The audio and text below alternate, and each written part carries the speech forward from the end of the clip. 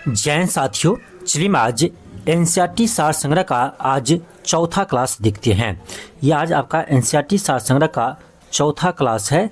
इससे पहले आपको हम इसका 3 क्लास करवा चुके थे और हम लोगों ने पिछले क्लास में आपको यहाँ तक पढ़े हुए थे। आज हम आपको यहाँ से स्टार्ट करेंगे ब्रिटिश भारत में शिक्षा का विकास।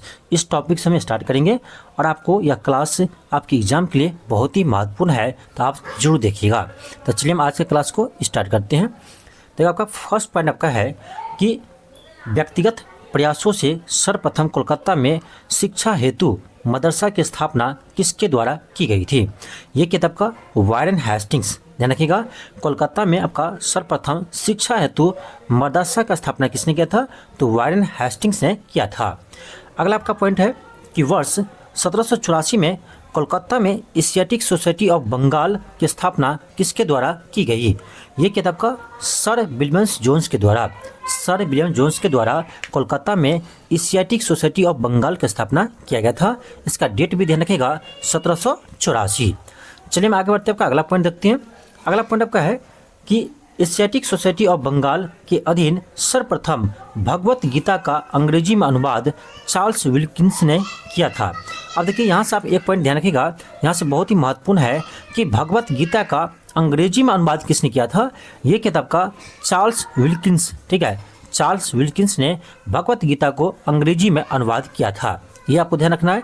तथा कालिदास की प्रसिद्ध रचना अभिज्ञान संकुलतम की पहली बार अंग्रेजी में अनुवाद सर विलियम जोन्स के द्वारा किया गया था।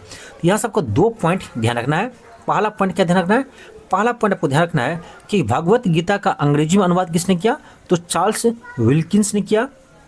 और अभिज्ञान संकुलतम का अंग्रेजी में अनुवाद किसने किया, ये किताब का सर विलियम जोन्स ने।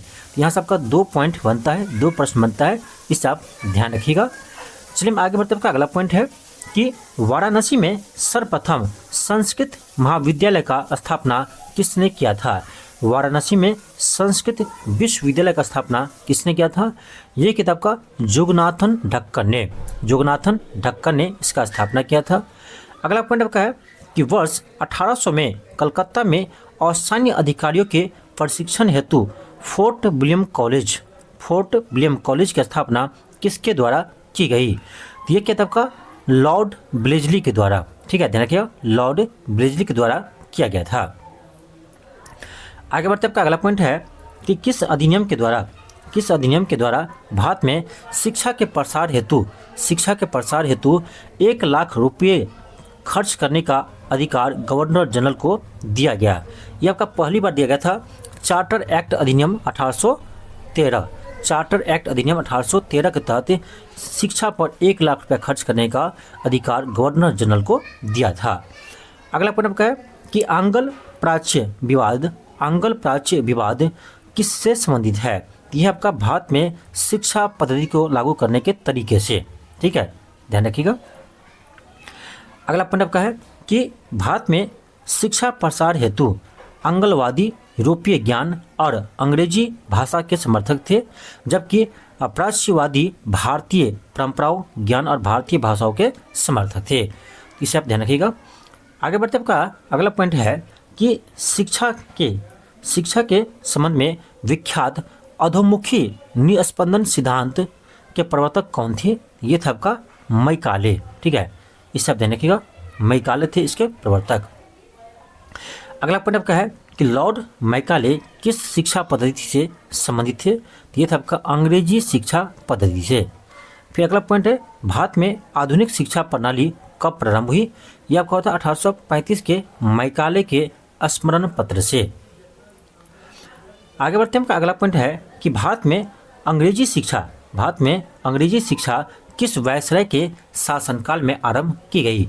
ये किताब का लॉर्ड विलियम बेंटिंग के समय का भारत में अंग्रेजी शिक्षा शुरू हुआ था। अगला पॉइंट आपका है कि वुड्स घोषणा पत्र के सुझाव पर कोलकाता, बॉम्बे, मद्रास में किस वर्ष विश्वविद्यालय की स्थापना की गई थी। इंपॉर्टेंट है, ध्यान रखिएगा। ये किताब का 1857 में, ठीक है। और आपको याद होगा वुड डिस्पैच किससे संबंधित है, तो शिक्षा से संबंधित है और इसे शिक्षा का मैग्ना कार्टा भी कहा जाता है, बोर्ड डिस्पैच को। ठीक है, आगे बढ़ते हैं। अगला पॉइंट आपका है, एक सेकेंड, अगला पॉइंट आपका है कि किस घोषणा पत्र को किस घोषणा पत्र को भारतीय शिक्षा का मैग्ना कार्टा कहा जाता है। अभी आपको बताए थे ये किसको कहते हैं, तो बोर्ड डिस्पैच को बोलते हैं, बोर्ड घोषणा पत्र को बोलते हैं भारतीय शिक्षा का मैग्ना कार्टा। अगला पॉइंट है कि मनुस्मृति वह प्रथम ग्रंथ है जिसका अनुवाद सबसे पहले संस्कृत से अंग्रेजी भाषा में एक कोड ऑफ जेंटू लॉज नाम से प्रकाशित हुआ था। इसे भी आप ध्यान रखिएगा। आगे बढ़ते हैं। अगला पॉइंट अगला पॉइंट है कि पेरिस स्थित, एक सेकेंड, आपका अगला पॉइंट है कि पेरिस स्थित रॉयल एशियाटिक सोसाइटी की स्थापना सदस्यता किस भारतीय को प्रदान की गई थी। सॉरी, क्वेश्चन आपका है कि पेरिस स्थित रॉयल एशियाटिक सोसाइटी की सदस्यता किस भारतीय को प्रदान की गई थी। ये किताब का माइकल मधुसूदन दत्त को। अगला पॉइंट है कि बॉम्बे में प्रथम महिला विश्वविद्यालय की स्थापना किसके प्रयासों से हुई। ये आपका डी के कर्वे के प्रयासों से हुआ था, ध्यान रखिएगा, इंपॉर्टेंट है। बॉम्बे में प्रथम महिला विश्वविद्यालय की स्थापना किसके सहयोग से हुआ था, तो डी के कर्वे के सहयोग से हुआ था। अगला पॉइंट है कि भारतीय विश्वविद्यालय में धार्मिक शिक्षा के लिए किसने प्रबल रूप से वकालत की थी। ये किया था आपका मदन मोहन मालवीय। मदन मोहन मालवीय भारतीय विश्वविद्यालय में धार्मिक शिक्षा के प्रबल समर्थक थे। ठीक है, अगला पॉइंट आपका है कि वाराणसी हिंदू विश्वविद्यालय का शिलान्यास किसके द्वारा किया गया था, तो लॉर्ड हार्डिंग के द्वारा किया गया था। अगला पॉइंट है भारत में शिक्षा के क्षेत्र में विकास के लिए एनी बेसेंट ने वर्ष 1898 में सेंट्रल हिंदू कॉलेज की स्थापना की, जो वर्ष 1916 में मदन मोहन मालवीय जी के प्रयासों से बनारस हिंदू विश्वविद्यालय बना। इसे भी ध्यान रखिएगा। लेकिन सबसे पहले किसने किया था, एनी बेसेंट ने किया था सेंट्रल हिंदू कॉलेज की स्थापना। ठीक है, इसी का नाम आपका बदल करके 1916 में मदन मोहन मालवीय के प्रयासों से बनारस हिंदू विश्वविद्यालय बना। ठीक है, अगला पॉइंट आपका है कि वर्ष 1817 में डेविड हेड के सहयोग से कोलकाता में हिंदू कॉलेज की स्थापना किसके द्वारा की गई थी। ये इम्पोर्टेंट है, आपके बीपीएससी एग्जाम में आया हुआ है। तो वर्ष 1817 में डेविड हेड के सहयोग से कलकत्ता में हिंदू कॉलेज की स्थापना किसने किया, तो राजा राममोहन राय ने किया था। ठीक है, इसे आप ध्यान रखिएगा। अगला पॉइंट है कि वर्ष 1847 में रुड़की इंजीनियरिंग कॉलेज के रूप में भारत के प्रथम इंजीनियरिंग कॉलेज की स्थापना किसके द्वारा की गई थी। ये क्या था आपका, जेम्स वाटसन के द्वारा। आगे बढ़ते हैं। अगला पॉइंट आपका है कि शिक्षा से संबंधित किस विश्वविद्यालय आयोग के दो सदस्य भारतीय जस्टिस गुरुदास बनर्जी और सैयद हुसैन बिलग्रामी थे। ये थे आपका रैले आयोग के सदस्य। ठीक है, ध्यान रखिएगा, रैले आयोग के सदस्य थे कौन, दो भारतीय थे, जस्टिस गुरुदास बनर्जी और सैयद हुसैन बिलग्रामी थे। अब जो आपका जो आ रहा है इम्पोर्टेंट, ये जो आपका समिति है, यहाँ से प्रश्न आपके एग्जाम में आते हैं, इसे आप जरूर ध्यान रखिएगा। चलिए देखते हैं। पहला आपका है चार्ल्स वुड डिस्पैच, सॉरी एक सेकेंड, पहला आपका है चार्ल्स वुड डिस्पैच। ये आपका 1854 में आया था और गवर्नर जनरल कौन थे उसमें गवर्नर जनरल आपका लॉर्ड डलहौजी थे। ठीक है, दूसरा आपका है हंटर आयोग, ये भी आपका शिक्षा से संबंधित समिति है। एक आपका हंटर आयोग अलग है, ठीक है, हंटर कमेटी। तो हंटर कमेटी आपका ये 1882 का है, जो लॉर्ड रिपन के समय आए थे, ये भी आपका शिक्षा से संबंधित है। तीसरा आपका है रैले आयोग, जो विश्वविद्यालय आयोग है, रैले आयोग जो एक विश्वविद्यालय आयोग थे, इसका स्थापना आपका 1902 में हुआ था। ठीक है, इस आयोग का, और ये आपका लॉर्ड कर्जन के समय ये आपका आयोग का गठन हुआ था। अगला आपका है सेल्डर आयोग, इसका गठन 1917 में हुआ था लॉर्ड चेम्सफोर्ड के समय। ये भी आपका शिक्षा से संबंधित आपका क्या है, आयोग है। फिर आपका है इंच कैप आयोग 1923 में, ये आपका लॉर्ड रीडिंग के समय आया था।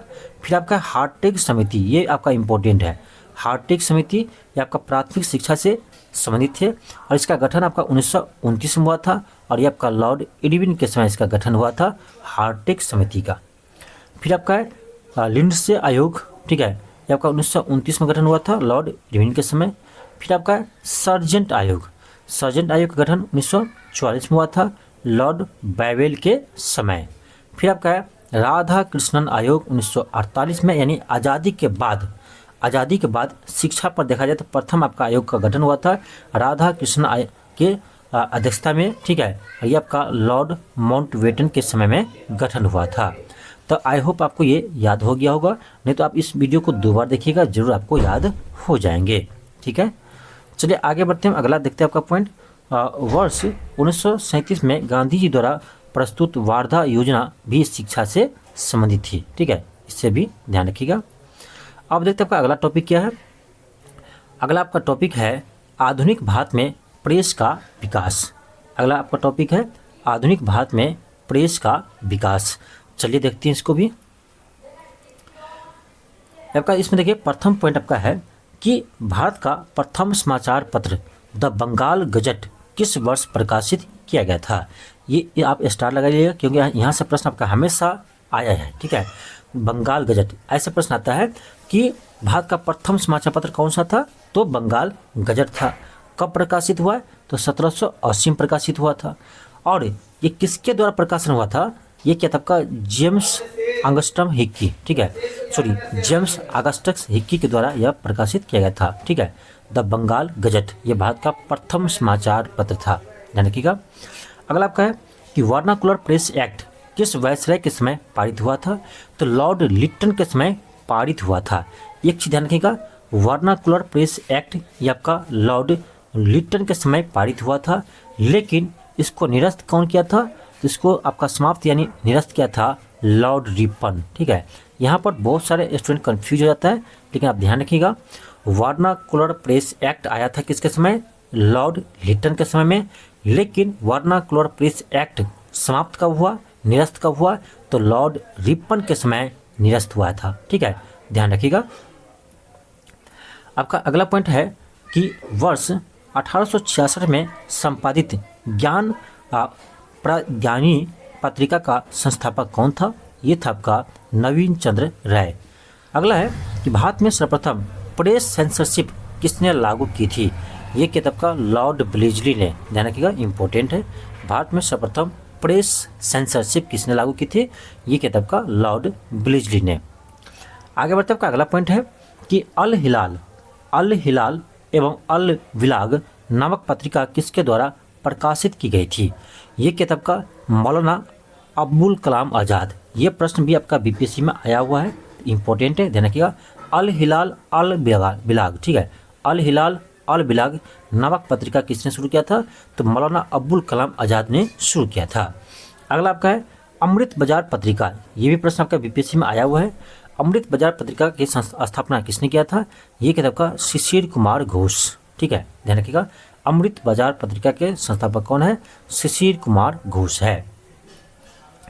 अगला पॉइंट आपका है कि रामानंद चटर्जी द्वारा बंगाली भाषा में संपादित मॉडर्न रिव्यू पत्रिका कहाँ से प्रकाशित होती थी, ये आपका कलकत्ता से होती थी।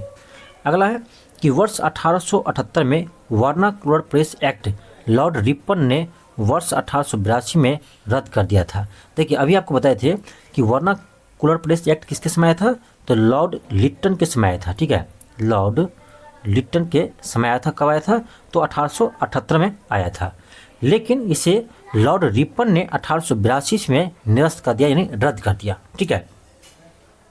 इस बात को ध्यान रखना, 1878 में वर्नाकुलर प्रेस एक्ट आया था लॉर्ड लिटन के समय, लेकिन 1882 में लॉर्ड रिपन ने वर्नाकुलर प्रेस एक्ट को निरस्त कर दिया, यानी रद्द कर दिया, ठीक है, इसको ध्यान रखिएगा।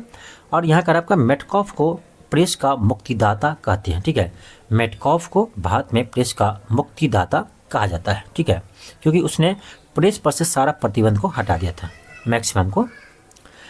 आगे बढ़ते आपका अगला है कि पत्रकार के कर्तव्य का निर्वहन करते हुए जेल जाने वाला प्रथम भारतीय कौन था, यानी पत्रकारिता के कारण वो जेल गया था, ये था आपका बाल गंगाधर तिलक, ठीक है, बाल गंगाधर तिलक। अगला पॉइंट है कि एक साप्ताहिक के रूप में यंग इंडिया का शुभारंभ किसने किया था? ये किताब का होम रूल पार्टी ने, ठीक है, होम रूल पार्टी ने यंग इंडिया का शुभारंभ किया था। यह एक साप्ताहिक पत्रिका था, ध्यान रखिएगा। अगला है कि भारतीयों द्वारा अंग्रेजी भाषा में प्रकाशित प्रथम समाचार पत्र कौन सा था? ये आपका इंपॉर्टेंट है क्योंकि ये अंग्रेजी भाषा में है और प्रथम भारतीय द्वारा है, ठीक है। ये आपका है हिंदू पैट्रियाट, ठीक है, हिंदू पैट्रियाट या अंग्रेजी भाषा में प्रकाशित प्रथम भारतीय समाचार पत्र था, ठीक है। आगे बढ़ते हैं, का अगला पॉइंट है कि अमेरिका में फ्री हिंदुस्तान अखबार किसने शुरू किया था? ये किताब का तारकनाथ दास फ्री हिंदुस्तान या अमेरिका में शुरू किया था। अगला पॉइंट है कि कानपुर से प्रकाशित प्रताप समाचार पत्र के माध्यम से विजय सिंह पथिक ने बिजौलिया आंदोलन को पूरे देश भर में चर्चा का विषय बना दिया। आगे बढ़ते हैं, अगला पॉइंट आपका है कि फारसी साप्ताहिक मिरात उल अखबार, ठीक है, फारसी साप्ताहिक मिरात उल अखबार किसके द्वारा प्रकाशित होता था? ये आपका होता था राजा राम मोहन राय द्वारा, ठीक है, राजा राम मोहन राय के द्वारा मिरात उल अखबार प्रकाशित किए जाते थे और ये फारसी भाषा में किए जाते थे और ये एक साप्ताहिक समाचार पत्र थे। 3 पॉइंट यहाँ सबको ध्यान रखना है। अगला आपका है कि रॉबर्ट नाइट ने कोलकाता से 1875 में अंग्रेजी भाषा की किस पत्रिका का संपादन किया था? तो स्टेट्समैन, ठीक है, स्टेट्समैन नामक समाचार पत्र का प्रकाशन किया था। अगला आपका है कि हरिजन पत्रिका के प्रारंभकर्ता कौन थे? ये था आपका महात्मा गांधी। चलिए आगे देखते हैं, आपका अगला पॉइंट है, अगला पॉइंट आपका है कि वर्ष 1861 में इंडियन मिरर नामक अखबार का प्रकाशन कहाँ से होता था? यह आपका होता था कलकत्ता से, ठीक है। अगला है बहिष्कृत भारत पत्रिका किसका संबंध था? ये था आपका डॉक्टर भीमराव अम्बेडकर का, ठीक है। ये आपका इंपॉर्टेंट है, यहाँ से क्वेश्चन आपके एग्जाम में आया हुआ है, ठीक है। ध्यान रखिएगा, बहिष्कृत भारत नामक पत्रिका पूछेगा तो क्या होगा? डॉक्टर भीमराव अम्बेडकर जी होगा, ठीक है, ध्यान रखिएगा। अगला आपका पॉइंट है कि लिट्टन द्वारा यानी लॉर्ड लिट्टन द्वारा वर्नाक्युलर प्रेस एक्ट पारित कर किस वर्ष भारतीय समाचार पत्रों पर प्रतिबंध लगा दिया था? तो आपका लगाया था 1878 में, अभी आपको बताए थे, ठीक है। अगला पॉइंट है कि वर्ष 1920 में लाहौर से लाला लाजपत राय द्वारा उर्दू में वंदे मातरम समाचार पत्र का प्रकाशन किया गया था। ये इंपॉर्टेंट है, ध्यान रखिएगा, यानी वंदे मातरम समाचार पत्र का प्रकाशन किसने किया था? तो लाला लाजपत राय जी ने किया था। अगला आपका है सोम प्रकाश नामक समाचार पत्र के शुरुआत किसने किया था? ये किताब का ईश्वर चंद्र विद्यासागर जी के द्वारा सोम प्रकाश नामक समाचार पत्र शुरू किया गया था। अगला है लीडर अखबार, ठीक है, लीडर अखबार किस कार्य के लिए प्रसिद्ध था? ये था आपका उदारवादियों की नीतियों का प्रचार करने के लिए। अगला है अंग्रेजी साप्ताहिक पत्र वंदे मातरम किसका संबंध है? ये था आपका अरविंद घोष का, यानी वंदे मातरम समाचार पत्र प्रकाशन किसने किया था? अरविंद घोष ने किया था। अगला आपका पॉइंट है कि किस पत्रिका ने वर्नाक्युलर प्रेस एक्ट 1878 का समर्थन किया था? ये किताब का पायनियर ने, ठीक है, इंपॉर्टेंट है, ध्यान रखिएगा, पायनियर ने वर्नाक्युलर प्रेस एक्ट 1878 का समर्थन किया था। अगला पॉइंट है नील आंदोलन के समर्थन करने वाले पत्रिका हिंदू पैट्रियाट के संपादक हरिश्चंद्र मुखर्जी थे। ये भी प्रश्न आपके आया हुआ है क्वेश्चन, ठीक है। हिंदू पैट्रियाट के संपादक कौन थे? तो हरिश्चंद्र मुखर्जी थे। अगला है स्वदेश वाहिनी नामक पत्रिका के संपादक कौन थे? ये था आपका के रामकृष्ण पिल्ले थे, स्वदेश वाहिनी नामक पत्रिका के संपादक। अगला पॉइंट आपका है कि अंग्रेजी समाचार पत्र पर इंडिपेंडेंट किसके द्वारा प्रारंभ किया गया था? ये किताब का मोतीलाल नेहरू, यानी समाचार पत्र का नाम है इंडिपेंडेंट, किसके द्वारा शुरू किया था? तो मोतीलाल नेहरू ने शुरू किया था, ठीक है। अगला है मराठी भाषा की पत्रिका केसरी किसके संपादक कौन थे? ये थे आपका लोकमान बाल गंगाधर तिलक के ये आपका समाचार पत्र थे केसरी, जो मराठी भाषा में प्रकाशित होते थे। अगला है इंडियन नेशन अखबार कहाँ से प्रकाशित होता था? ये आपका होता था पटना से। अगला पॉइंट आपका है कि नील आंदोलन का समर्थन करने वाले समाचार पत्र हिंदू पैट्रियट के संपादक कौन है? हरीश चंद्र मुखर्जी है। ये पहले भी आ चुका है, ठीक है, ये पॉइंट आपका रिपीट कर गया, कोई बात नहीं।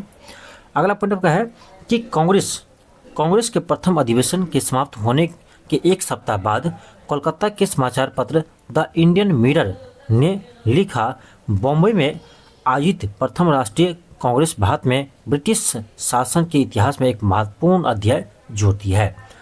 चलिए देखते हैं आपका आगे क्या है। अगला पॉइंट देखते हैं। अगला पॉइंट आपका यहाँ पर है कि अंग्रेजी समाचार पत्र लीडर का संपादन मदन मोहन मालवीय ने अभ्युदय पत्रिका के पश्चात किया था। अब देखते हैं आपका अगला टॉपिक क्या है। आपका अगला टॉपिक यही आपका है प्रमुख समाचार पत्र एवं पत्रिकाएं, ठीक है। इससे भी एक बार देख लीजिए, यहाँ से आपका एक लिस्ट यहाँ बना हुआ है, ठीक है। इस लिस्ट को हम एक साथ देख लेते हैं। पहला आपका है बंगाल गजट, जो हम लोग अभी देखे थे। इसका प्रकाशन 1780 में हुआ है। इसके संस्थापक कौन है? तो जेम्स अगस्टस हिकी है, ठीक है। और कहाँ से प्रकाशन हुआ था? कोलकाता से हुआ था, ठीक है। भाषा क्या था? अंग्रेजी था। अगर आपका है बंगाल गजट फिर 1816 में प्रकाशन हुआ था। गंगाधर भट्टाचार्य के नेतृत्व में कोलकाता से हुआ था, ये भी अंग्रेजी भाषा के थे। अगला आपका है समाचार दर्पण 1818 में प्रकाशन हुआ था, मार्समैन के द्वारा, कोलकाता में बंगाली भाषा था, ठीक है। फिर आपका है दिग्दर्शन, ये मार्समैन के इसके संपादक कौन थे? मार्समैन थे। अगला आपका है संवाद कैमुदी, ठीक है, ये इंपॉर्टेंट है। संवाद कैमुदी, इसका प्रकाशन आपका 1821 में हुआ था। और ये कौन किया था? तो राजा राममोहन राय जी ने किया था, ठीक है। यानी इसके संपादक कौन है? तो इसके संपादक कौन है? तो राजा राममोहन राय है, ठीक है। संवाद कैमुदी का कहाँ से गया था? कोलकाता से किया था। भाषा क्या है? बंगाली। अगला आपका है मिरातुल अखबार, ठीक है। मिरातुल अखबार, इसका प्रकाशन 1822 में हुआ था। इसका भी प्रकाशन राजा राममोहन राय ने किया था, कोलकाता से हुआ था। इसका भाषा जो है फारसी है, ठीक है। अगला आपका है बॉम्बे समाचार पत्र, इसका प्रकाशन क्या था? फर्रुखजी मर्जवान, ठीक है। अगला आपका है वंगदत्त, इसका प्रकाशन 1830 में हुआ था, द्वारकानाथ टैगोर और प्रसन्न टैगोर के नेतृत्व में। फिर आपका है इस देखिए जो इम्पोर्टेंट है इसको हम चर्चा करेंगे, ठीक है। अगला आपका है राष्ट्र गुफ्तर, ठीक है। इसका भी प्रकाशन 1851 में हुआ था, दादा भाई नौरोजी ने किया था, बॉम्बे से किया था, गुजराती भाषा में थे। अगला आपका है सत्य प्रकाश, 1812 में प्रकाशन हुआ था। और कर सोहन दास मुलजी ने किया था, अहमदाबाद से, गुजराती भाषा में। फिर आपका है हिंदू पैट्रियट, ठीक है। हिंदू पैट्रियट इंपॉर्टेंट है। हिंदू पैट्रियट का प्रकाशन 1853 में हुआ था, गिरीश चंद्र घोष और हरीशचंद्र मुखर्जी के द्वारा। गिरीश चंद्र घोष और हरीशचंद्र मुखर्जी के द्वारा हुआ था, कोलकाता से हुआ था और अंग्रेजी भाषा के थे। अगला है आपका सोम प्रकाश, ठीक है। सोम प्रकाश का प्रकाशन आपका 1859 में हुआ था। और इसके संपादक कौन थे? तो ईश्वर चंद्र विद्यासागर थे, कोलकाता से हुआ था, बंगाली भाषा में। अगला आपका है इंडियन मिरर, 1861 में प्रकाशन हुआ था, देवेंद्र नाथ टैगोर और मनमोहन घोष के नेतृत्व में, कोलकाता से हुआ था, अंग्रेजी भाषा में थे, ठीक है। यहाँ तक हम लोग देख लिए। अब चलिए देखते हैं आपका आगे है टाइम्स ऑफ इंडिया, ठीक है। टाइम्स ऑफ इंडिया 1861 में प्रकाशन हुआ था, ठीक है, अंग्रेजी प्रेस से, बॉम्बे से हुआ था, अंग्रेजी भाषा में। अगला आपका है हिंदू प्रकाश, ठीक है। इसका प्रकाशन क्या था? आपका जस्टिन रनाडे।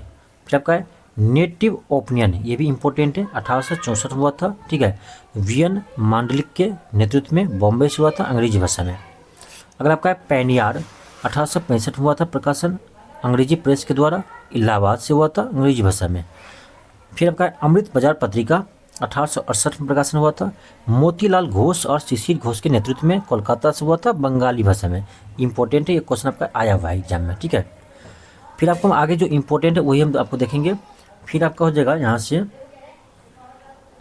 ठीक है, यहाँ से देखिए तो आपका एक हिंदू जो है, इसे ध्यान रखिएगा। हिंदू 1878 में वी राघवचारी के नेतृत्व में, मद्रास में हुआ था, अंग्रेजी भाषा में।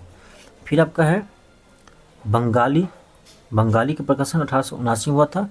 फिर एस.एन. बनर्जी के नेतृत्व में, कोलकाता से हुआ था, अंग्रेजी भाषा में। फिर आपका है मराठा केसरी। तो मराठा 1881 में बाल गंगाधर तिलक के नेतृत्व में बॉम्बे से हुआ था, लेकिन अंग्रेजी भाषा में। केसरी भी 1881 में किया था, बाल गंगाधर तिलक के नेतृत्व में बॉम्बे से हुआ था, लेकिन यह मराठी भाषा में थे। ठीक है, तो भाषा का लेकर आप ध्यान रखिएगा, मराठा जो है वो अंग्रेजी भाषा में है, ठीक है, और केसरी जो है वो मराठी भाषा में, यानी उल्टा है, ऐसे ध्यान रखिएगा। इसका आपका आगे है इसका आगे आपका है इंडिया। इसका आपका 1890 में प्रकाशन हुआ था, दादा भाई नौरोजी के नेतृत्व में, बॉम्बे से हुआ था, अंग्रेजी भाषा में। फिर आपका है हिंदू पैट्रियट। ठीक है, हिंदू पैट्रियट नहीं है, हिंदुस्तान स्टैंडर्ड है, हिंदुस्तान स्टैंडर्ड है। इसका जो आपका प्रकाशन 1899 में हुआ था, सच्चिदानंद सिन्हा के नेतृत्व में, दिल्ली से हुआ था और अंग्रेजी भाषा में। फिर आपका इंडियन रिव्यू 1900 इसमें प्रकाशन हुआ था। ठीक है, GA नटेशन के नेतृत्व में हुआ था, मद्रास से हुआ था। फिर आपका इंडियन ओपिनियन, ये इंपॉर्टेंट है, इंडियन ओपिनियन, इसका प्रकाशन 1903 में हुआ था, महात्मा गांधी के द्वारा हुआ था, दक्षिण अफ्रीका में हुआ था, अंग्रेजी भाषा में। फिर आपका इंडियन सोशलिस्ट 1905 में प्रकाशन हुआ था, श्यामजी कृष्ण वर्मा के नेतृत्व में, लंदन में हुआ था, अंग्रेजी भाषा में। फिर आपका युगांतर है, ये भी इम्पोर्टेंट है, युगांतर जो है इसका प्रकाशन 1906 में हुआ था, भूपेंद्र दत्त और वरिंद्र घोष के नेतृत्व में हुआ था, कलकत्ता से हुआ था और बंगाली भाषा में। फिर आपका है वंदे मातरम, ये भी इम्पोर्टेंट है, वंदे मातरम प्रकाशन 1909 में हुआ था, लाला हरदयाल और श्याम कृष्ण वर्मा के नेतृत्व में, और ये पेरिस में हुआ था, अंग्रेजी भाषा में। फिर आपका प्रताप, इसका प्रकाशन 1913 में हुआ था, गणेश शंकर विद्यार्थी के नेतृत्व में, कानपुर से और हिंदी भाषा में। ठीक है, तो ये था आपका कुछ समाचार पत्रिका। ठीक है, ये आपका एग्जाम में यहाँ से प्रश्न बनते हैं, इसे आप एक बार फिर देख लीजिएगा, आपको याद हो जाएंगे। आगे चलते आपका अगला टॉपिक क्या है? आपका अगला टॉपिक है सामाजिक, सामाजिक, धार्मिक एवं सांस्कृतिक सुधार आंदोलन। ठीक है, यहाँ से प्रश्न आपके एग्जाम में बनते हैं, तो चलिए हम देख लेते हैं इंपॉर्टेंट पॉइंट को। पहला पहला पॉइंट है कि भारतीय पुनर्जागरण का जनक किसे कहा जाता है? तो राजा राम मोहन राय जी को कहा जाता है। ध्यान रखिएगा, यहाँ से प्रश्न आपके एग्जाम में आए हुए हैं। भारतीय पुनर्जागरण का जनक किसे कहा जाता है? तो राजा राम मोहन राय जी को कहा जाता है। अगला पॉइंट आपका है कि राजा राम मोहन राय को भारत में सुधार आंदोलनों तथा भारतीय राष्ट्रवाद का जनक भी माना जाता है। ठीक है, भारतीय राष्ट्रवाद का जनक भी माना जाता है, इसे आप ध्यान रखिएगा। आगे बढ़ते आपका अगला पॉइंट है कि राजा राम मोहन राय किस शिक्षा पद्धति के समर्थक थे? ये थे पश्चिमात यानी अंग्रेजी शिक्षा पद्धति के समर्थक थे। ये थोड़ा सा इसमें प्रॉब्लम था कि राजा राम मोहन राय ने जो पाश्चात्य शिक्षा थे यानी अंग्रेजी शिक्षा थे, उसके समर्थक थे। ठीक है, अगला पॉइंट है कि राजा राम मोहन राय द्वारा कोलकाता में ब्रह्म समाज की स्थापना किस वर्ष की गई थी? तो आपका 1828 में किया गया था। तो ध्यान रखिएगा, ब्रह्म समाज की स्थापना 1828 ईस्वी में कोलकाता में राजा राम मोहन राय जी के द्वारा किया गया था। अगला पॉइंट है कि ब्रह्म समाज किस सिद्धांत पर आधारित थे? तो एकेश्वरवाद पर आधारित थे। ठीक है, अगला है कि संवाद कैमुदी तथा मिरात उल अखबार, संवाद कैमुदी जो थे वो बंगाली भाषा में थे और मिरात उल अखबार जो थे वो आपका फारसी भाषा में थे। इसके संपादक कौन थे? तो इसका संपादक थे आपका राजा राम मोहन राय जी। ठीक है, ध्यान रखिएगा, इंपॉर्टेंट है। अगला पॉइंट है कि वर्ष 1815 में एकेश्वरवादी मत के प्रसार हेतु राजा राम मोहन राय ने किस संस्था का गठन किया? तो आत्मीय सभा का गठन किया। ठीक है, तो आत्मीय सभा का गठन कब किया? 1815 में किया। किसने किया था? तो राजा राम मोहन राय जी ने किया था। ठीक है, ऐसे इसको याद रखा जाता है। ठीक है, आगे बढ़ते आपका अगला पॉइंट है कि ब्रह्म समाज के विचार को लेकर वर्ष 1865 में केशव चंद्र सेन एवं देवेंद्रनाथ टैगोर के मध्य विवाद हुआ। परिणाम स्वरूप केशव चंद्र सेन ने मूल ब्रह्म समाज से अलग हो गए और 1866 में आदि ब्रह्म समाज की स्थापना की। यहाँ से आपका एक इम्पोर्टेंट पॉइंट ध्यान रखना यह है कि 1865 में जो है वो आपका ब्रह्म समाज जो है दो गुट में आपको बट गया। ठीक है, और केशव चंद्र सेन और देवेंद्रनाथ टैगोर के मध्य विवाद हो गया। इससे इससे आपका अलग होकर के केशव चंद्र सेन ने मूल ब्रह्म समाज से अलग हो गया और 1866 में आदि ब्रह्म समाज का स्थापना किया। ठीक है, यदि आपका प्रश्न ऐसे बनता है कि आदि ब्रह्म समाज का स्थापना किसने किया था, तब ध्यान रखिएगा केशव चंद्र सेन ने किया था। ठीक है, ध्यान रखिएगा। बाद में यह भारतीय ब्रह्म समाज कहलाया। ठीक है, अगला आपका पॉइंट है कि राजा राम मोहन राय को राजा की उपाधि किसने दिया था, तो मुगल बादशाह अकबर द्वितीय ने दिया था। ये भी प्रश्न बीपीएससी में आया हुआ है। ठीक है, तो राजा राम मोहन राय को राजा की उपाधि किसने दिया था, तो ये दिया आपका मुगल बादशाह अकबर द्वितीय ने दिया था। अगला आपका पॉइंट है कि राजा राम मोहन राय की समाधि कहाँ स्थित है, तो ये आपका ब्रिस्टल इंग्लैंड में स्थित है। ठीक है, अगला आपका पॉइंट है कि वर्ष 1872 में नेटिव मैरिज एक्ट को पारित करवाने में किसकी महत्वपूर्ण भूमिका निभाई थी, ये आपका भूमिका निभाई थी केशव चंद्र सेन ने। आपका अगला पॉइंट है कि वर्ष 1839 में तत्वबोधिनी सभा की स्थापना किसके द्वारा की गई थी, ये किताब का देवेंद्र नाथ टैगोर के द्वारा। ठीक है, देवेंद्र नाथ टैगोर के द्वारा तत्वबोधिनी सभा की स्थापना 1839 में किया गया था। अगला आपका पॉइंट है कि 1875 में आर्य समाज की स्थापना किसके द्वारा की गई थी, ये किताब का स्वामी दयानंद सरस्वती के द्वारा।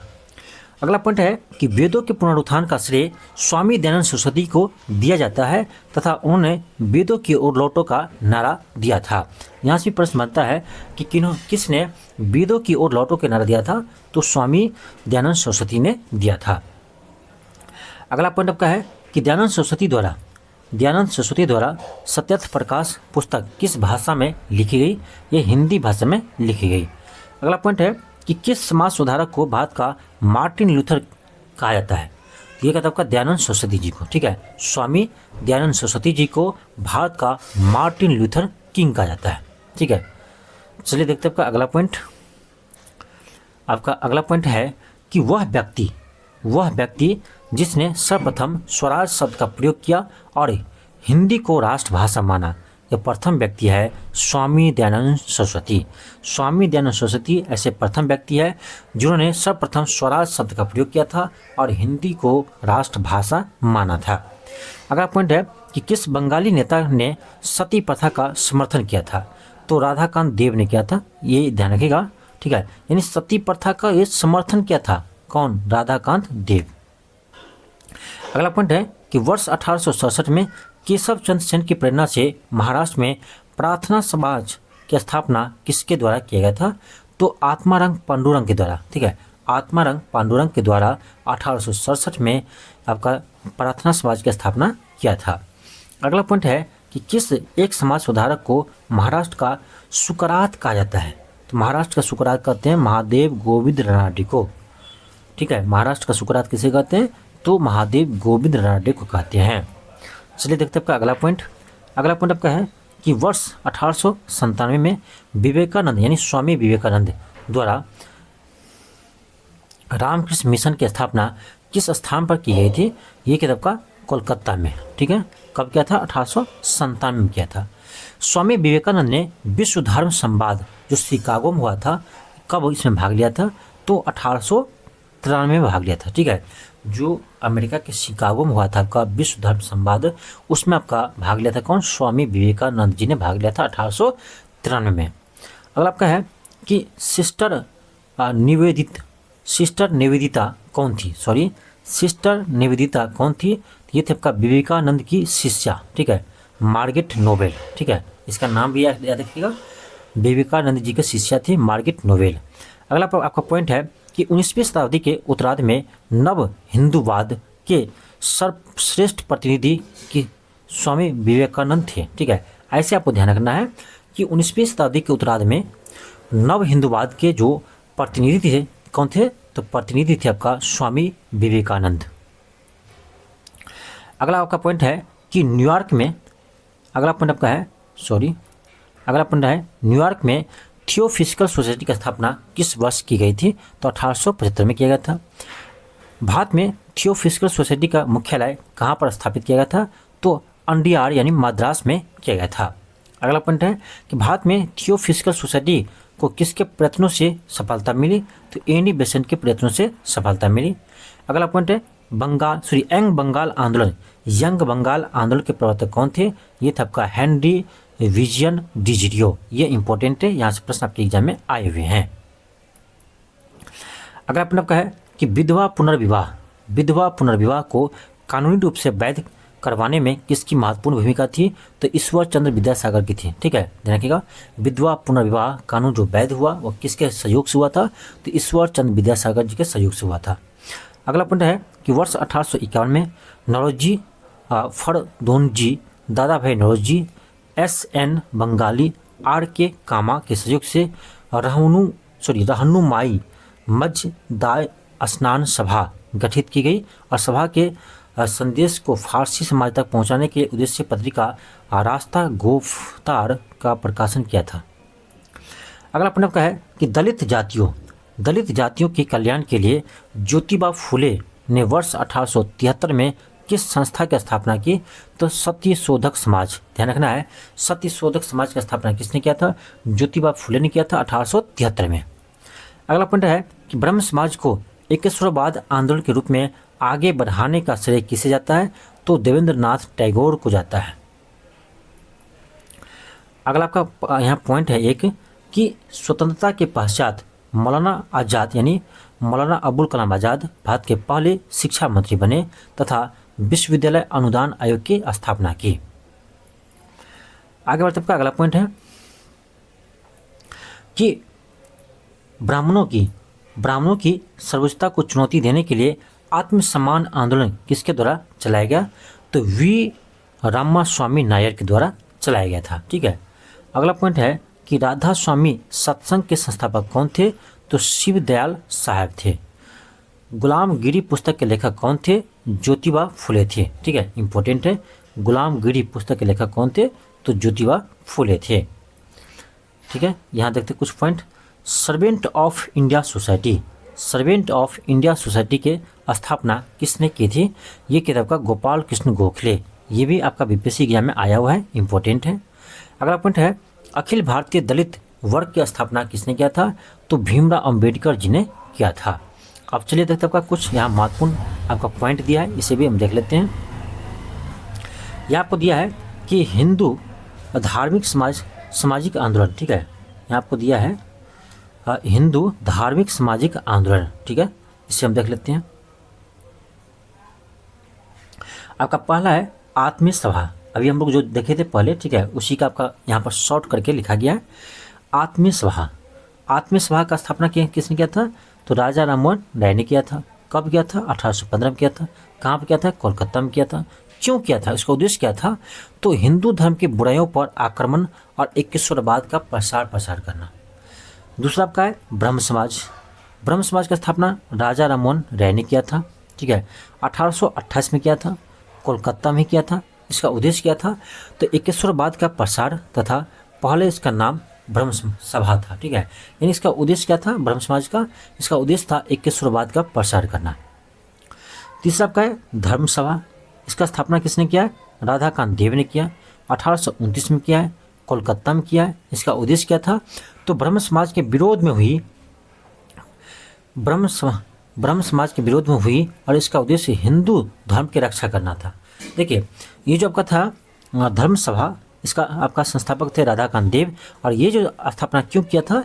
यह स्थापना किया था ब्रह्म समाज के विरोध में। ठीक है, ब्रह्म समाज जिसका स्थापना राजा मोहन राय किया था, उसी के विरोध में राधाकांत देव ने धर्म सभा का स्थापना किया था।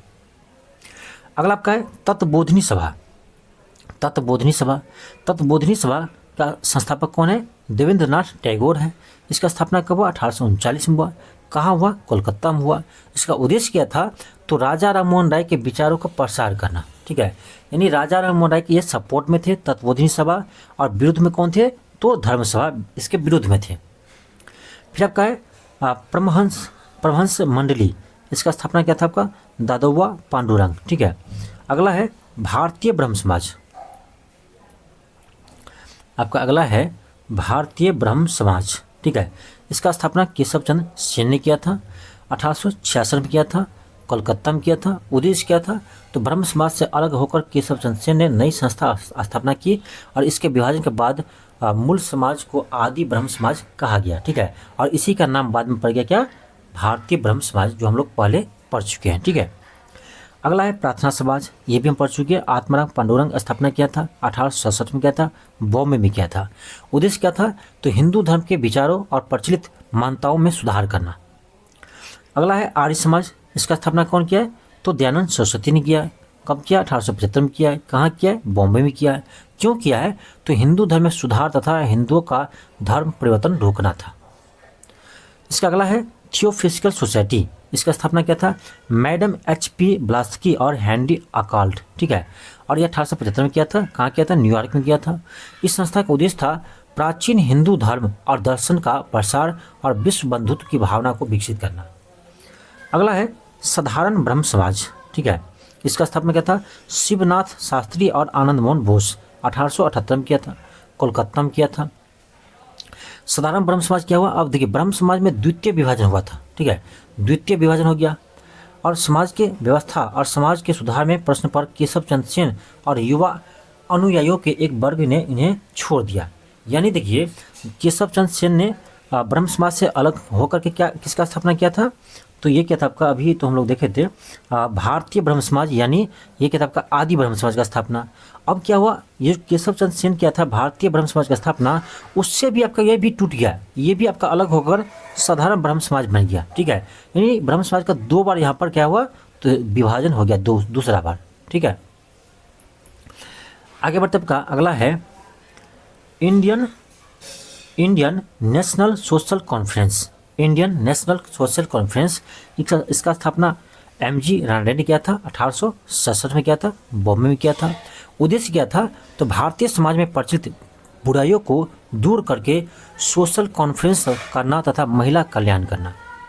अगला है रामकृष्ण मिशन, इसका स्थापना किया था स्वामी विवेकानंद जी ने, 1897 में किया था। कहाँ पर? बेलूर में किया था। इसका उद्देश्य था मानवतावादी और सामाजिक कार्य करना। अगला है भारतीय सेवक समाज, गोपाल कृष्ण गोखले ने किया था, 1905 में किया था, बॉम्बे में किया था। उद्देश्य क्या था? तो मातृभूमि की सेवा के लिए भारतीयों को विभिन्न क्षेत्रों में शिक्षित करना। अगला है पूना सेवा सदन, इसका स्थापना रामाबाई रानडे ने किया है। अगला है सोशल सर्विस लीग, इसका स्थापना NM जोशी ने किया। अगला है विमेंस इंडियन, फिर इसका अगला है रहनुमाई मर्यादेशान सभा। ठीक है, दादा भाई नौरोजी और फरदून जी और H बंगाली ने किया था। ठीक है, इतना इम्पोर्टेंट नहीं है। अब देखते हैं आपका अगला पॉइंट क्या है। अगला पॉइंट आपका है कि महाराजा खत्री के सुझाव पर नरेंद्र नाथ दत्त का नाम परिवर्तित कर स्वामी विवेकानंद रख दिया गया था। ठीक है, अब ये इम्पोर्टेंट है आपका, यहाँ से बनता है क्वेश्चन कि स्वामी विवेकानंद का नाम में परिवर्तन किसने करवाया था? तो महाराजा खत्री ने नाम परिवर्तन का सुझाव दिया था। ठीक है, यानी स्वामी विवेकानंद का पहले नाम क्या था? तो नरेंद्र नाथ दत्त था। ठीक है, इसको परिवर्तित करके क्या किया? स्वामी विवेकानंद नाम रखा गया। ठीक है, किसके सुझाव पर? तो महाराजा खत्री के सुझाव पर। आगे आपका देखते हैं कुछ यहाँ आपको महत्वपूर्ण पॉइंट है। सिख धर्म में सुधार के लिए नामधारी आंदोलन किसके द्वारा चलाया गया था? तो गुरु राम सिंह कुका के सहयोग से नामधारी आंदोलन शुरू किया था। क्यों किया था? तो सिख धर्म में सुधार के लिए। अगला है महाराष्ट्र के किस सुधारक को लोकहितवादी कहते हैं? तो लोकहितवादी कहते हैं गोपाल हरि देशमुख को, और ये भी प्रश्न आपका BPSC एग्जाम में आया हुआ है। ठीक है, तो ध्यान रखिएगा, लोकहितवादी कहते हैं गोपाल हरि देशमुख को। अगला पॉइंट है कि वर्ष 1910 में इलाहाबाद में भारतीय स्त्री महामंडल की स्थापना किसके द्वारा की गई? ये क्या था आपका? सरला देवी चौधरानी के द्वारा भारतीय स्त्री महामंडल का स्थापना किया गया था इलाहाबाद में। ठीक है, अगला पॉइंट है महिलाओं के उत्थान के लिए आर्य महिला समाज की स्थापना किसने किया? तो पंडित रामाबाई सरस्वती ने की थी। आगे देखते आपका अगला है हाली पद्धति किससे संबंधित है? तो बंधुआ मजदूरी से। बहुजन समाज के संस्थापक कौन थे? तो मुकुंद राव पाटिल थे। देखते हैं कुछ पॉइंट, महत्वपूर्ण पॉइंट है कि पश्चिम भारत के प्रमुख समाज सुधारक डी.के. कर्वे ने किस क्षेत्र में महत्वपूर्ण योगदान दिया? तो महिला शिक्षा और विधवा पुनर्विवाह के क्षेत्र में महत्वपूर्ण योगदान दिया कौन? डी.के. कर्वे। अगला है कि भारत में मुस्लिम सुधार आंदोलन का प्रवर्तक किसे माना जाता है? तो सर सैयद अहमद खां को माना जाता है। भारत में मुस्लिम सुधार आंदोलन का प्रवर्तक किसे मानते हैं? सर सैयद अहमद खां को मानते हैं। अगला है कि तहजीब उल अखलाक यानी सभ्यता और नैतिकता नामक पत्रिका का संपादक कौन है? ये आपका है सर सैयद अहमद खान। अगला पॉइंट आपका है कि सर सैयद अहमद खां तथा बनारस के राजा शिव प्रसाद सिंह ने कांग्रेस की स्थापना के विरोध में यूनाइटेड नेशनल पैट्रियाटिक एसोसिएशन की स्थापना की थी। इंपॉर्टेंट है, ध्यान रखिएगा। अब हम चलिए देखते हैं कुछ आपका महत्वपूर्ण यहाँ पर जो आपको भारत में मुस्लिम सुधार आंदोलन जो है ये आपको दिया गया है, उसे हम देख लेते हैं। ठीक है, पहला आपका है अलीगढ़ आंदोलन। ठीक है, ये सभी आंदोलन क्या है? मुस्लिम सुधार आंदोलन है। ठीक है, पहला आपका है अलीगढ़ आंदोलन। इसके संस्थापक कौन है? तो सर सैयद अहमद खां है। कहाँ हुआ था? अलीगढ़ में हुआ था। क्यों हुआ था? उसका उद्देश्य क्या था? तो यह अंग्रेजी शिक्षा तथा ब्रिटिश सरकार के पक्ष में सबसे प्रभावी आंदोलन था। यानी अंग्रेजी शिक्षा और ब्रिटिश सरकार के पक्ष में यह आंदोलन था, अलीगढ़ आंदोलन। ठीक है, 1875 में अहमद खां ने अलीगढ़ में मोहम्मद एल्गो ओरिएंटल स्कूल की स्थापना किया था। अगला आपका अहमदिया आंदोलन मिर्जा गुलाब अहमद के नेतृत्व में हुआ था। कहाँ हुआ था? पंजाब में हुआ था। क्यों हुआ था? तो उदारवादी सिद्धांत पर आधारित आंदोलन था और इसमें जहर का विरोध किया गया था। अगला है देवबंद आंदोलन। ये मोहम्मद कासिम नैतवी और रशीद अहमद गंगोही के नेतृत्व में हुआ था। देवबंद सहारनपुर में हुआ था, उत्तर प्रदेश में। इसका उद्देश्य था कुरान की शिक्षाओं का प्रसार करना और अंग्रेजों का विरोध करना। ठीक है, फिर आपका है बहावी आंदोलन। आपको पता है जिसका प्रमुख केंद्र पटना थे। इस किसके नेतृत्व में हुआ था? तो सर सैयद अहमद खां और राय बरेलवी के नेतृत्व में हुआ था। ये कहाँ हुआ था? आपका पटना इसका प्रमुख केंद्र थे। और ये प्रश्न जो आपका है 17वीं बीपीएससी में पूछा गया है। आप जाकर देखिए, ये प्रश्न आपका 17वीं बीपीएससी में पूछा गया। ठीक है, ये था आपका कुछ मुस्लिम सुधार आंदोलन। ठीक है, ये हम लोग देख लिए हैं। आगे चलिए देखते हैं आपका अगला क्या है। अगला आपका है अंग्रेजों द्वारा निर्मित सामाजिक सुधार के कानून एवं अधिनियम। चलिए इसे भी हम देख लेते हैं। आपका पहला है नवजात कन्या हत्या कानून। ये कौन लाया था? तो जॉन सॉर ने लाया था। कब? 1795 में। इसका उद्देश्य क्या था? इस कानून के द्वारा कन्याओं की हत्या पर रोक लगाई थी। ठीक है, फिर आपका है बाल हत्या निरोधक कानून। ये किसके समय आया था? तो लॉर्ड ब्रेजली के समय आया था 1804 में। इसका उद्देश्य क्या था? नवजात शिशुओं को मरने पर रोक लगाई गई। तीसरा है सती प्रथा निषेध कानून। ये किसके समय आया था? तो लॉर्ड विलियम बेंटी के समय आया था 1829 में। उद्देश्य था क्या? सती प्रथा पर कानूनी रोक लगाना। अगला है हिंदू विधवा पुनर्विवाह अधिनियम। ये आपका लॉर्ड डलहौजी के समय पारित हुआ था 1856 में। इस अधिनियम का उद्देश्य था विधवा विवाह को कानूनी मान्यता दिया जाना। अगला आपका है सहमति आयु अधिनियम। ठीक है, अगला है आपका शारदा एक्ट। शारदा एक्ट आपका आया था लॉर्ड इरविन के समय 1929 में आया था। इस एक्ट का उद्देश्य था, इस एक्ट के द्वारा बालकों और बालिकाओं को विवाह की आयु न्यूनतम आयु क्रमशः 18 वर्ष और 14 वर्ष निर्धारित किया गया था। यानी ध्यान रखना आपको, यहाँ से प्रश्न आता है कि शारदा एक्ट के द्वारा जो बालक है उसके विवाह का न्यूनतम आयु 18 वर्ष फिक्स किया था और महिलाओं यानी बालिकाओं के लिए 14 वर्ष की आयु फिक्स किया था मिनिमम। ठीक है, विवाह के लिए। अगर आपका है हिंदू महिला संपत्ति अधिनियम। ये आपका आया था लॉर्ड ऑकलैंड के समय 1837 में। फिर आपका है दास प्रथा पर निषेध। इंपॉर्टेंट है, ये आपका लॉर्ड एलनबरो के समय हुआ था 1843 में।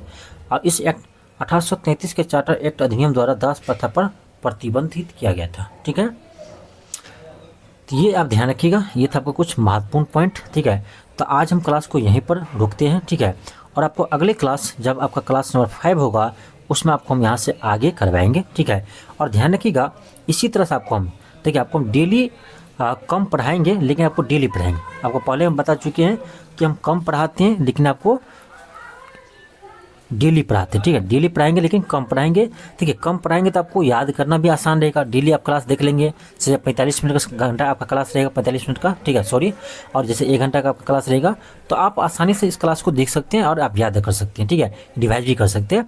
लेकिन जब लॉन्ग क्लास करवा देंगे आपको 3 घंटा 4 घंटा का, तो मैक्सिमम स्टूडेंट नहीं पढ़ पाएगा, ठीक है। डेली का ये पॉसिबल भी नहीं है, इसलिए आपको डेली क्लास करवाते हैं लेकिन आपको कम ही पढ़ाते हैं। इसलिए कम पढ़ाते हैं क्योंकि आप आसानी से उसे पढ़ सके। आप मेरी बात को समझिए, ठीक है। साथ में आपको टेस्ट भी लगाना है। अब बीच में आप टेस्ट लगाते हैं तो आपको जो अभी पढ़ते हैं वो आपका रिवाइज भी हो जाता है, ठीक है। तो आपको यदि 40 नंबर में 40 नंबर जो आपका जनरल स्टडीज है उसमें यदि आपको अच्छा करना है ना, तो आप 2-3 काम कीजिए। क्या काम करना है? पहला काम करना आपको, जो हम ये एनसीईआरटी का सार संग्रह करवा रहे हैं उसे आप देखिए और हो सके तो आप खुद से पढ़िए, कोई बात नहीं, ठीक है। दूसरा काम क्या कीजिए? दूसरा आप काम कीजिएगा, जो घटना चक्र का बुक है बीपीएससी का क्वेश्चन बैंक, उससे आप बनाइए, इससे हम भी आपको सॉल्व करवाएंगे। तीसरा काम क्या करना है? तीसरा काम आपको करना है, जो आपको हम टेस्ट करवाते हैं, ठीक है, इस टेस्ट सीरीज को आप लगाइए, ठीक है। और इसके 3 काम के अलावा आपको एक काम और करना है, आपको करेंट अफेयर जो हम क्लास करवाते हैं उसको देखना है, ठीक है। ये देखिए, इसके अलावा यदि आपको कोई कार्य नहीं करना है, इतना काम कीजिए, 4 काम। उसके बाद आपको कुछ नहीं करना है। आपको 40 में से 35 प्लस नंबर लाने से आपको कोई नहीं रोक सकता है, ठीक है। इतना काम कीजिए, मेरा बात पर भरोसा कीजिए और आंख मूंद का भरोसा कीजिए और उस पर चलिए, आपको 100% आपको सिलेक्शन दिलाएगा। मुझे पता है आपको कि सिलेक्शन मैक्सिमम स्टूडेंट क्यों नहीं होता है, क्योंकि उसका जो जनरल स्टडीज होता है ना वीक होता है। किसी का 40 में से 12 नंबर आता है, किसी को 15 नंबर आता है, किसी को 18 नंबर आता है, ठीक है। तो इस पर यदि आप ध्यान देते हैं, और ज़्यादा कुछ नहीं करना आपको, ऐसा नहीं कहता हूँ कि कोर्स लीजिए मेरा, उसमें इतना पड़ेगा और इतना आपको पढ़ाया होगा, ऐसे नहीं कहते हैं। ये सारा क्लास मेरा फ्री है, यूट्यूब पर देखिए। एनसीईआरटी क्लास आपका यूट्यूब मिल जाएगा, घटना चक्र क्लास यूट्यूब मिल जाएगा, करेंट अफेयर आपको यूट्यूब मिल जाएगा। बस आपको करना क्या है, टेस्ट सीरीज का आपको थोड़ा सा पेड करना है, बाकी सारा क्लास तो मेरा फ्री है। आपको हम ये नहीं कहते कि कोर्स आप ज्वाइन कीजिए। अब पॉसिबल मेरी नहीं है, आपका 40 नंबर के लिए आप 8 क्वेश्चन आता है एक विषय से, उसको पढ़ने के लिए आप 2 महीना पढ़ेंगे, ठीक है। तो यही होता है, तो पेड क्लास से बचिए, ठीक है। जो कहता है पूरा कोर्स हम कंप्लीट करवाते हैं, उस कोर्स पूरा कंप्लीट कोर्स से आप बचिए, ठीक है। उससे आप ऑफिसर नहीं बन पाएंगे, ठीक है, ठीक है। आप सोचते कि हम जाते हैं तो ऑफिसर बन जाएंगे, ऐसा कुछ नहीं। आप ऑफिसर तो छोड़ दो, टीचर भी नहीं बन पाएंगे ऐसे आप पढ़ेंगे तो, क्योंकि समय का अभाव रहता है। कोई भी कोचिंग, कोई भी टीचर आपको 2 महीना में कंप्लीट कोर्स सभी विषय का नहीं करवा पाएगा, इस बात को आप मानिए। और नहीं मानिएगा तो जितने स्टूडेंट अभी टीआरई 3 में रो करके मेरे पास आ रहे हैं, वो भी आप भी उसी तरह से आप टीआरई 4 के बाद आप रोते रोते आइएगा कि सर अब हम क्या करें, ठीक है। तो देखिए, पहले ही समझ जाइए, ठीक है, पहले ही समझ जाइए, नाम पर मत जाइए कि इसका ऐड देखते हैं हर जगह है तो वहाँ पहुँच जाते हैं, ऐसा कुछ नहीं है। ऐड जो ध्यान रखिएगा, ऐड वही करवाता है जो कंटेंट अच्छा नहीं देता है, ठीक है। जो कंटेंट अच्छा देता है वो कभी ऐड नहीं करवाएगा अपना, ध्यान रखिएगा। तो कंटेंट को समझिए, मेरा यूट्यूब पर कोई भी क्लास देखिए और आप कहीं और देखिए, कंटेंट का बहुत आपका अंतर मिलेगा, ठीक है। हम नहीं कहते, हमारे स्टूडेंट कहते हैं। आप यदि न्यू स्टूडेंट है तो हमारे चैनल पे जाइए, उसको खंगालिए, कमेंट बॉक्स में जाइए, पढ़िए स्टूडेंट क्या फीडबैक दिया है, तब आपको पता चलेगा कि ये आपका जो चैनल है ना, ये छोटा नहीं है, बहुत बड़े बड़े को पीछे छोड़ दिया, ठीक है। तो बस आप क्लास करते रहिए और आप टेस्ट लगाते रहिए, ठीक है। और यदि आप चैनल पर नए हो, चैनल को जरूर सब्सक्राइब कर लीजिए और वीडियो को अधिक से अधिक शेयर कीजिए। थैंक यू, धन्यवाद।